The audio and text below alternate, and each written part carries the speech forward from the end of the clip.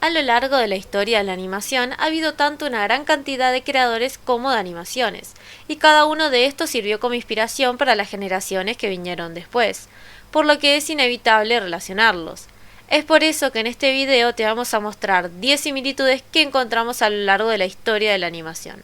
Así sin más dilación, comencemos.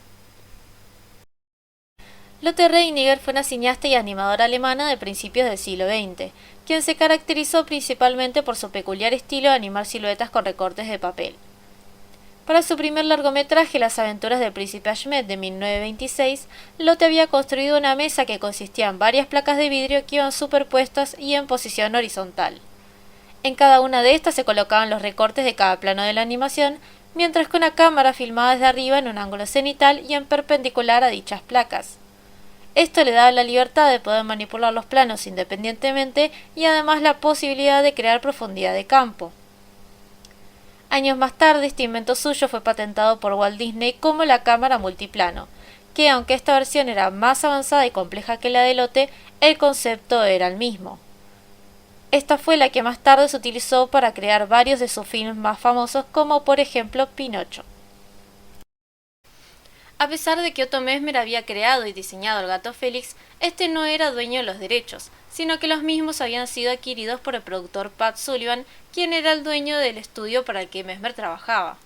Por mucho tiempo Sullivan fue considerado el creador legítimo e incluso después de su muerte Messmer no pudo recuperar los derechos. Algo muy similar sucedió con Walt Disney y Iwerks. Ellos trabajaban para el productor Charles Mintz creando diferentes personajes y cortos durante los años 20.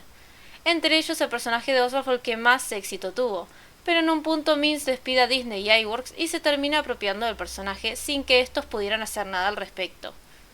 Fue recién décadas más tarde que la compañía de Disney, por medio de un acuerdo con Universal, pudo recuperar de alguna forma los derechos de Oswald para que éste apareciera en el videojuego Epic Mickey del 2010. Tanto en la serie de cortos Fuera del tintero de los Fleischer como en el primer corto de los Looney Tunes de Hartman y Ising, los creadores se mostraban a sí mismos en la animación, presentando una narrativa en donde ellos dibujaban a sus personajes y estos de repente cobraban vida.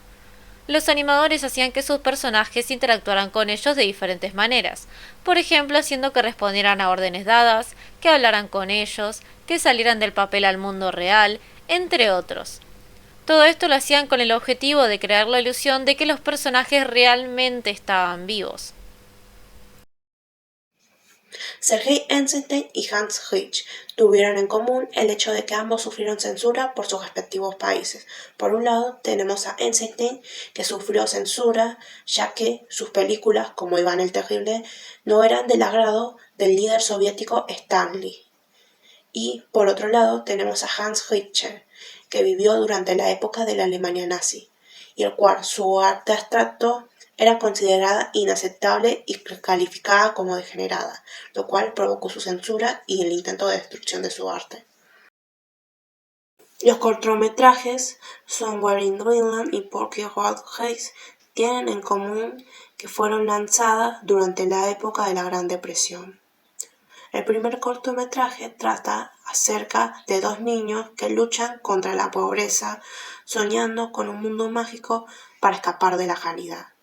Y por otro lado, el otro corto se centra en el personaje de Porky, considerando unirse a las Fuerzas Armadas. La serie Merrie Melodies de Warner Bros. Y Happy Harmonies de Metro-Goldwyn-Mayer tuvieron en común que ambas se inspiraron en las Silly Symphonies de Walt Disney. Las Silly Symphonies fueron una serie de cortos que tuvieron como innovación el basarse en la música para crear su historia y personajes, y al esto recibir una buena crítica, las respectivas empresas decidieron crear sus propias series, pero copiando la misma fórmula. Tanto Georges Méliès como Emile Reynaud fueron grandes precursores en su área, Reynaud por el lado de la animación y Méliès por el cine de acción. Pero ambos, a medida que pasaban los años, fueron perdiendo popularidad. Por un lado, Reynaud con su teatro gótico fue desplazado por la llegada de los Lumière, y Méliès, por su parte, en sus películas se contemplaba la sensación de ver cine animado sin animación. Esto gracias a sus fondos pintados y sus actores. Fue uno de los primeros en considerar el cine como el ámbito de la imaginación. Sin embargo, Todos estos trabajos artesanales les llevaban demasiado tiempo de elaboración y esto provocó que no pudieran seguir el ritmo que la industria estaba exigiendo en ese momento. Puede que un zorro y un ratón no tengan nada en común, pero cuando hablamos sobre diseño de personajes, las características y diseños del ratón Mickey de Disney y el zorro Foxy de Warner eran muy similares. A pesar de las diferencias, las historias animadas de Popeye y Mickey Mouse tenían en común que algunas de las tramas giraban en torno al protagonista salvando a su interés romántico del villano. Así como Mickey tenía a Minnie como su interés romántico y a Pedro como antagonista, Popeye tenía a Olivia y a Brutus.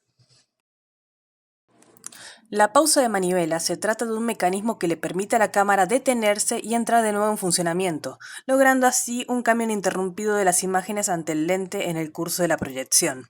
James Blackton recurrió a esta técnica para uno de sus éxitos, El Hotel Encantado de 1907, para poder dar ese efecto sobrenatural de que los objetos se mueven por voluntad propia.